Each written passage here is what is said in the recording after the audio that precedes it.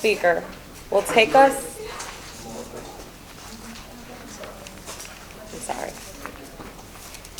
What about the evaluation slip? My apologies. We're just waiting on the card.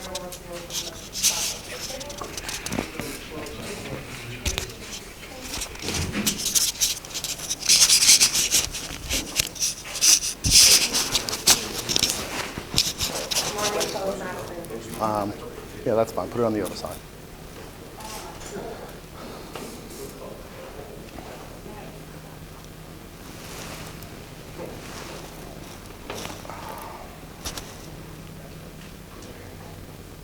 Green light.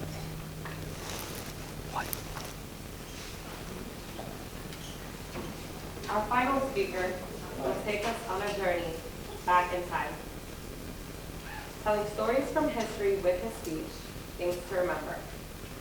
Please welcome two-time recipient of the Harold Lamplighter Award, Distinguished Toastmaster, Carmelo Belardo III.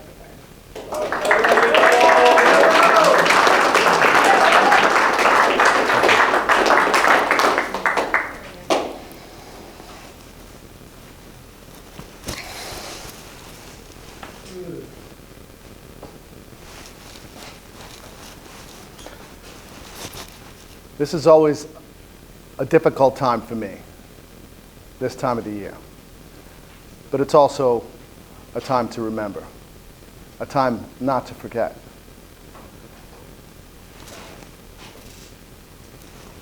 A suggestion from me to you would be to grab a pen and be ready to write some of these things down so you yourself can experience these stories in your own personal time. Does anybody recognize this picture?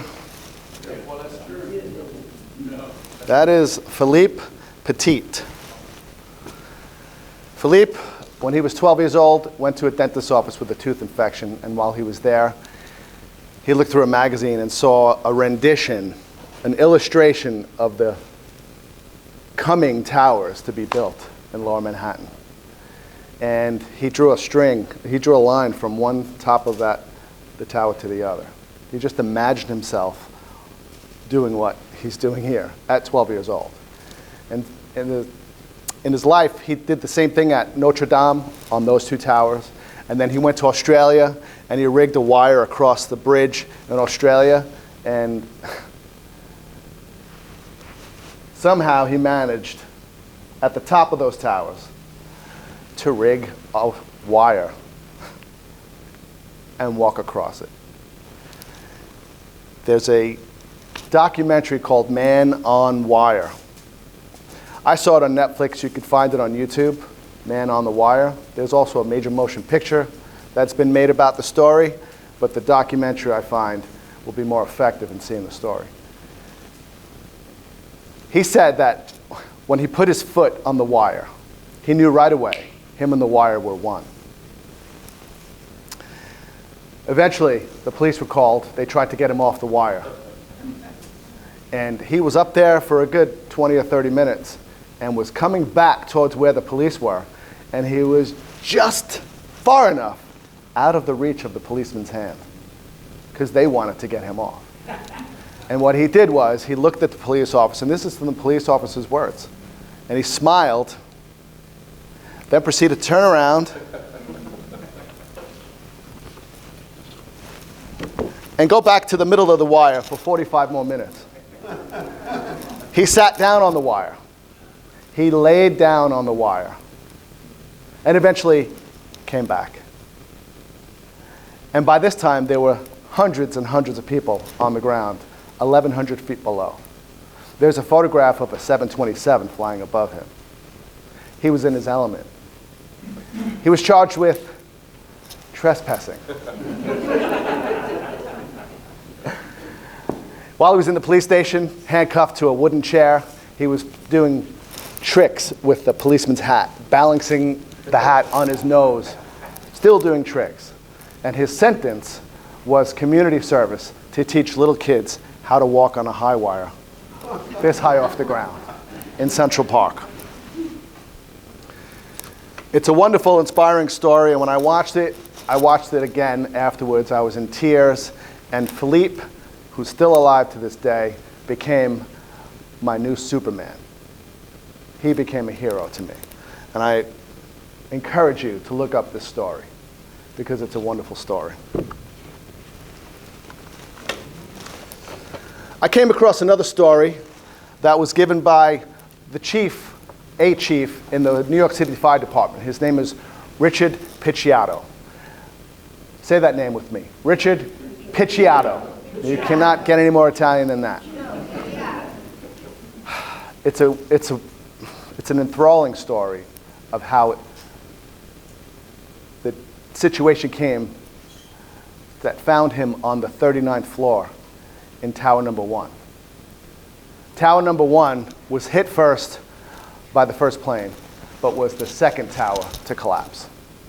And while they were on the 39th floor, they heard a noise that they had never heard before.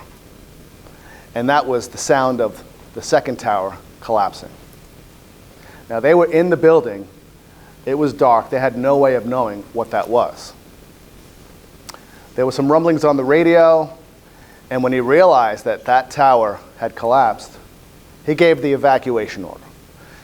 Now, they were on the 39th floor. There's 110 stories in the Twin Towers. So just imagine the thought in his mind, by giving that order, how many people he was leaving behind. However, there was a lot of people that he could still save. So as they made their way, sluggishly, eagerly as possible, down the stairs, it was organized confusion because everybody wanted to get down, and they were walking down the stairs eagerly but slowly. They came across a woman who was exhausted. She's a grandmother from Brooklyn. Her name is Josephine Harris. She told them, "Leave me. Don't worry about me. I'm okay." And they said no. And him and his men, including a firefighter named Jay Jonas, they picked her up and they carried her down the stairs, multiple flights of stairs. When they got to the 6th floor, she asked them to put her down. And they did, to give her a rest. And they all looked at each other, all the firefighters, saying, "We need to get out of here."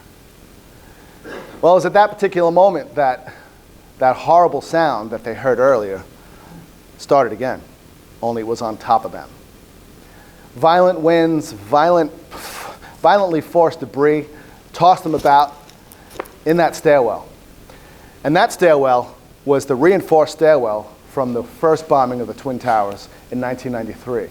So it did not collapse. They were in a void, and they survived. Josephine Harris was their hero. That's Jay Jonas and Josephine Harris. She saved them because had it not been for her slowing them down, they most likely would have been in the lobby, and they would have been killed. The story becomes more amazing. A few years later, Ms. Harris passed away, and the firefighters who saved her became her pallbearers. The book is Last Man Down by Chief Rich Picciotto. I encourage you to purchase this book. It's a wonderful story. Thank you for allowing me to regale you. Madam Toastmaster.